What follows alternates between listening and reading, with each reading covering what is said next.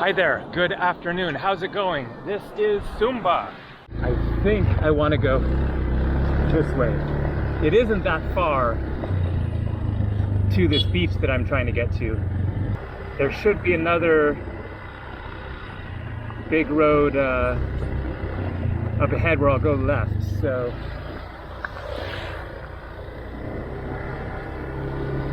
let's see what happens. And boom! Mission accomplished. Whoa, this is an epic looking beach.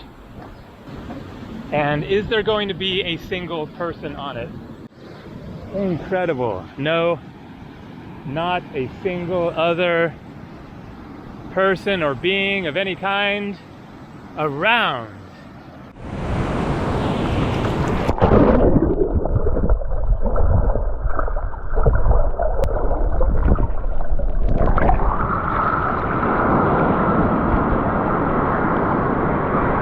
This is incredible.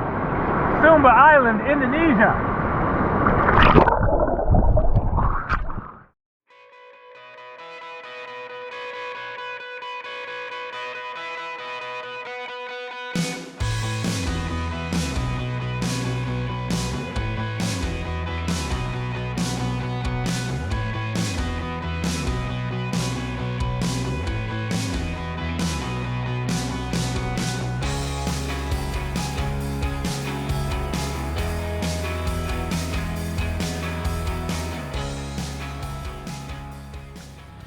Hi there, how's it going? Good afternoon.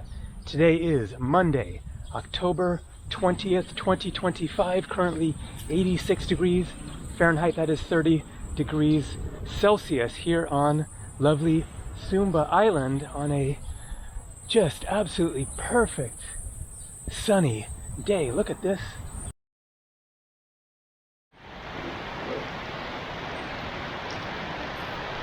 Staying at this very nice resort right on the beach, and I'm going to walk along the beach while I tell a fairly crazy story of what happened yesterday after I finished filming my last video. For those who didn't see the last video exploring Sumba, this is an island about an hour's flight east of Bali, and very, very different language, different religion, different culture, almost zero tourism. The restaurant for my resort there is the only restaurant anywhere in the area. I didn't see a single other tourist yesterday after I left here and went exploring. So a few of you might remember my video from a week or so ago when I was in Bali and went to this health club and accidentally left the key in the ignition of my motorbike and turned on, and then I went to this health club and swam and used the steam room, and then a couple of hours later came back and discovered that the battery wasn't strong enough to start up the motorbike, and so I was in a situation there needing to figure out how to get it back running so I could get back to Ubud. I won't go into that story any further, but yesterday I ended up in a very similar situation. Now, the good news is that I didn't leave the key in the ignition of the motorbike. The bad news is that I didn't leave the key in the ignition of the motorbike, because if I had done that, I would have avoided a really, really frustrating, sticky situation, and you will see what I mean in the course of the story. So I'm going to walk along here where, as you can see, not a single other person, tell this story, and then I will get out and explore the island more and make another separate video showing more of the island of Sumba. I have a flight back to Bali tomorrow, so this is my last day, but I'm not sure what I'm doing tomorrow, if I'm going to stop in Bali or keep on going. I just wanted to grab the flight back there and then tons of flights from there, and so I can make up my mind what I'm doing next. But I seriously have no idea yet. A few places in mind potentially, but we shall see. Anyway, so I showed a clip at the beginning there of me swimming at the end of yesterday's day of exploring. You may or may not have noticed a cut in that clip in which I edited something out. If I showed you the unedited version of that clip, then you would know exactly what happened. I will show the unedited clip later after telling the story to explain what happened. So I drive on my motorbike across the island out that way, end up at the end of a road or the end of a paved road, and then it is a very rocky road going down towards the beach. I walk down there, it's like half a mile or so, and then get to this absolutely spectacular beach, much more beautiful than this one, with literally not a single person around. There were some locals along the way, houses there, but nobody on the beach. And so in the video, I show a mistake that I made. Here it is. So I brought my swim trunks, but decided to go in these ones and give them a wash. These are like bicycle shorts with many, many pockets.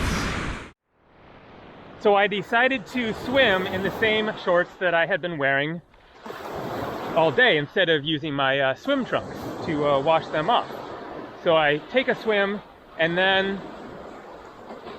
come back to my backpack there on the beach and hang out for a little bit and then get ready to go. But before I do the walk back, I decide to double check that my key to the motorbike is in my backpack in the little pocket on the top where I would normally put it. It is not there.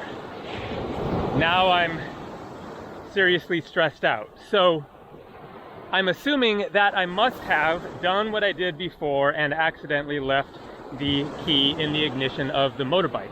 I'm hoping to heck that is the case.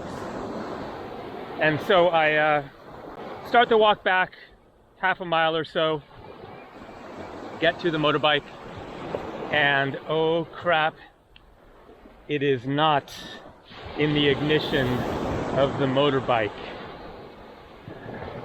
What the heck happened? So I'm at the end of this road, remote territory. It's about a 20-minute drive from my resort out there. So luckily not too far away, but that's many miles to walk, and there's very, very little traffic out there. So I am really in a bad situation. Not the worst thing by any means, but it means I have a real conundrum to straighten out here. Now, seconds later, then a motorbike comes along. It is an older man with a young girl, presumably his daughter, on the motorbike with him. And so I stop them. He speaks just a few words of English, like barely, but I'm able to easily communicate the problem, you know, thinking maybe that I had left the key in my pocket of my shorts and then went swimming with them. I know that that is one possible explanation for what happened, and so I'm kind of doing that, like key and then pocket, and then it won't start, you know, using sign language, and I get the point across to this man. So he kind of looks around, not that there's anything to be done without a key, but he, you know, indicates that he's willing to help, and then he says something, but basically he says he's going to his house down the road And then I think that he's going to drop off his daughter and then come back and give me a ride back to the resort. So he leaves, and then I'm there with the motorbike, and I am seriously thinking that I really want to go back and swim around. I have my swim goggles, swim around and see if the key might have fallen out of my pocket and be there in the water somewhere. I know that that's, you know, unlikely, but it's worth a shot. But it means a half-mile walk there, half-mile walk back, and as long as I have this guy offering to help, I figure I shouldn't lose this opportunity, spend whatever 30 minutes, an hour trying to find the key and then come back to the same situation and nobody's around. So I decide to abandon that plan. So I wait. The man comes back. The young girl is still on the motorbike with him, but he just went to do something. And so he is offering to take me back to the resort there, and then I will get it sorted. So my number one concern at that point is, do they have a spare key? If they don't have a spare key, man, this is such a bad situation, because it's going to require getting it towed, having a truck come out there, and then I don't know what you do if you have no key for it. You have to put in a new ignition lock, obviously. That's going to be time consuming, costly, so I am just praying, fingers crossed, that they have a spare key back at the hotel. So we start driving, so 3 of us on this motorbike. Oh, and it started raining while I was standing there waiting for him. Not hard, but sprinkling a little bit stronger than sprinkling. And so that's, you know, complicating things a little bit. And so I put on my cheap little rain jacket thing that I bought back in Ubud, Bali. And then we take off. So we're cruising along. I'm a little, you know, stressed out about being on the back of this motorbike with wet roads, 3 of us. And then he turns at one point that I did not come down, and I try to say to him, no, the other way, but he says, no, Rua Beach, and I say, yes, this is Rua Beach. And so I just say, okay, he has another direction in mind to get there. And so it is a less developed road, kind of bumpy, and then we turn onto this super bumpy dirt gravel road, like really like kabunk, kabunk, kabunk. And I'm just thinking, oh man, are we like even going in the right direction now? All right, end of the beach here.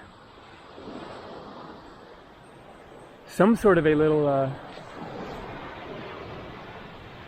maybe could that be a restaurant? Bukan Tempat Umum. Nice looking building. Anyways, so eventually we get to a paved road again, but I don't recognize it at all, so we're taking a very different route. But ultimately, that does get us back to the resort here. I could see on the map later it was just an alternate route, a couple minutes longer, but anyways, he drops me off. On the way there, I am considering, well, should I pay him something? Because when the guy ended up helping me out back in Bali, when I left the key in the ignition, then I tried to give him some rupiah, and he said, why? He wouldn't take it. It was just, you know, him helping me out, which I, of course, appreciate. The money doesn't even matter. But I need to get my feet wet, cool off a little here. So we arrive at the resort there, and he drops me off. And I had been planning to not offer him money, but then I just kind of gave him a look as I'm getting off to see if he kind of expected something, and it kind of seemed like he did. And so I said, "Rupiah?" And he says, "Yeah, okay." And so I gave him 100,000 rupiah, which is $6. Now I walk into the resort just hoping to heck they have another key. So I explained the situation to them. There's some communication breakdown. The ladies there do speak English, but it's definitely far from perfect. But eventually, yes, I get the idea. They do have a spare key. It is somewhere else. So somebody needs to go there and get the key and come back. But I am very, very, very relieved. So somebody says they're going to go and get the key and come back. I hang out for 15 minutes or so. And then this guy comes back with a motorbike, and he has the key. So now the hope is that this key actually works and they aren't, wrong about that. So I get on the back of his motorbike and we drive the 20 minutes back out there, get to the motorbike and try the key. Boom, it works. Problem solved. So I give him also 100,000 rupiah, again, $6. And so he takes off, I get on my bike and make my way back here. So I'm still left wondering, did I maybe stuff it down in my backpack somewhere that I didn't find it, because I looked, through every pocket. And so I'm still not sure what exactly happened. But a little while later, as I get to transferring the files onto my computer and then start the video editing process, upload the files into my program, and then the first clip that I need is the one of me swimming, because I'm going to put that as a preview clip at the very beginning of the video. And so I watch that clip and I'm like, oh, there we go. That's what happened. So here is the unedited version.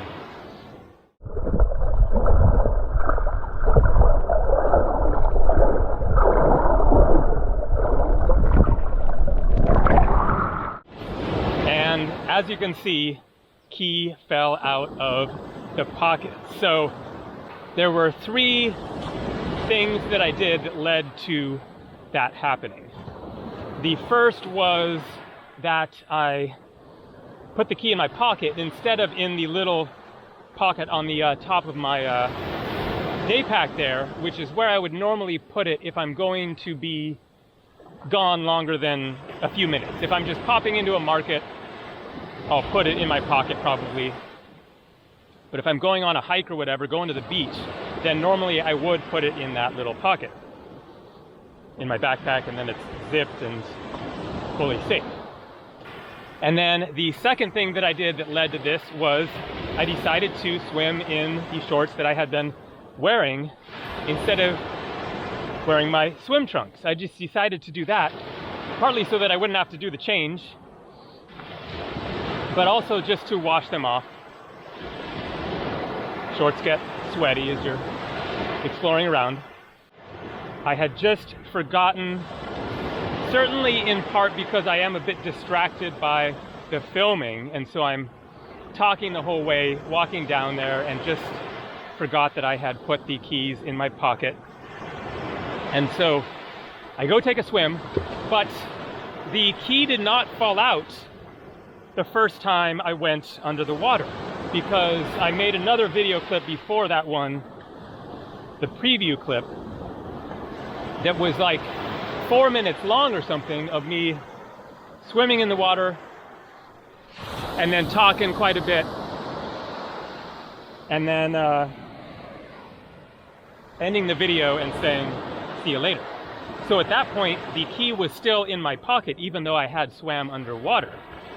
And I was then about to get out, and then decided, okay, let's make a quick preview clip of me swimming. And that's when it happened. So at least mystery solved.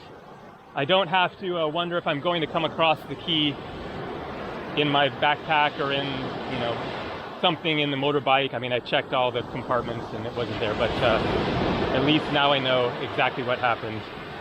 And let's try not to do this again today when I head out and go exploring once again on Sumba Island here. So, dumb mistake. Dumb mistakes happen. You ain't gonna travel without screwing up here and there, but could have been better. Definitely could have been worse.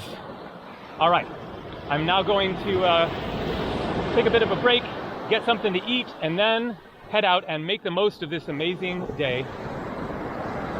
My last day here on Sumba Island.